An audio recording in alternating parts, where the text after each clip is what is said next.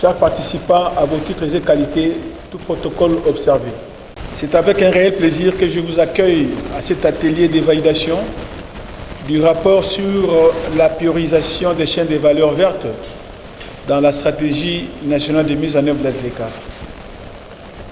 Je voudrais juste rappeler ici que la RD Congo dispose à ce jour d'une stratégie nationale de mise en œuvre de la ZLECAf. Mais cette stratégie doit être renforcée par un axe qui est aussi important que les autres axes que nous connaissons de manière traditionnelle, à savoir l'économie verte. Ainsi, permettez-moi avant toute chose de remercier la Commission économique des Nations Unies pour l'Afrique, ici représentée par M. Adama. Cette commission qui joue un rôle essentiel d'assistance technique aux États membres de la ZLECAf et qui s'est prêtée justement à côté de la RDC pour que ce projet puisse se réaliser ce jour. Mes remerciements s'adressent également aux consultants, le prof Soumata, qui n'a cessé depuis qu'il a pris ce travail en main, à activer pour que non seulement nous puissions nous arrêter là où nous étions, mais qui a continué à travailler en consultant les différentes parties prenantes pour que l'axe consacré à l'économie verte soit réellement intégré dans la stratégie nationale de la mise en œuvre de la ZLECAf. Comme venait de le dire M. Adama, la ZLECAf présente une opportunité inouïe, essentielle pour les pays africains qui aujourd'hui disposent d'un grand marché permettant évidemment les échanges commerciaux au niveau intra-africain.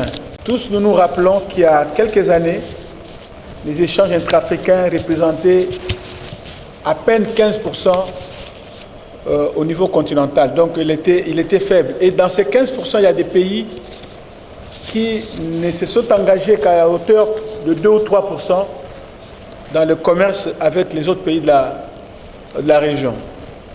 Et donc il était impérieux au regard des défis qui sont nôtres de pouvoir regarder les choses autrement et de nous engager pleinement dans cette nouvelle voie qui va nous conduire au développement de l'Afrique par le développement, par la promotion des échanges commerciaux entre pays africains, entre régions africaines.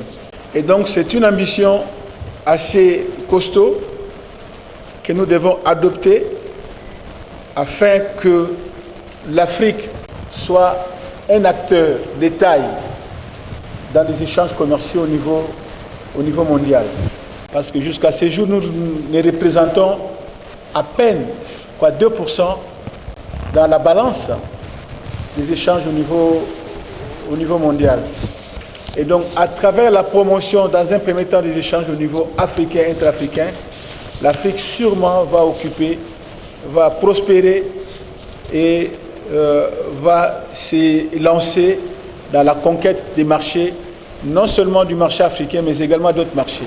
Et cela a pour avantage de créer des emplois, d'éliminer progressivement la pauvreté, de diversifier notre économie et de créer des chaînes de valeur et une nouvelle économie basée sur l'industrialisation. Les chaînes de valeur vertes sont aujourd'hui au cœur de cette démarche et elles offrent une voie prometteuse pour promouvoir un développement durable en créant, comme je venais de le dire, de nouveaux emplois et en faisant face aux différents chocs qui peuvent nous arriver.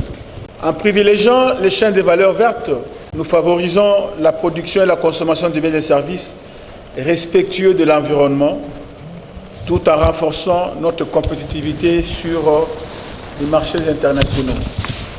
Le rapport qui nous sera fait aujourd'hui et le travail auquel nous serons soumis pendant ces 2 jours nous permettra, experts de différents horizons, de l'enrichir pour que la RD Congo puisse disposer d'une stratégie réellement engagée, non seulement pour son intégration dans la ZLECAf, mais également pour sa promotion industrielle, pour la diversification de ce produit, évidemment en intégrant l'axe que nous venons de parler.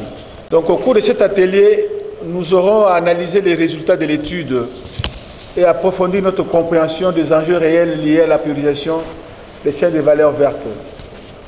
Nous allons identifier les opportunités et les défis spécifiques à notre pays, élaborer un plan d'action concret et de l'intégration de ces chaînes de valeur dans la stratégie et renforcer notre collaboration et notre coordination pour une mise en œuvre efficace.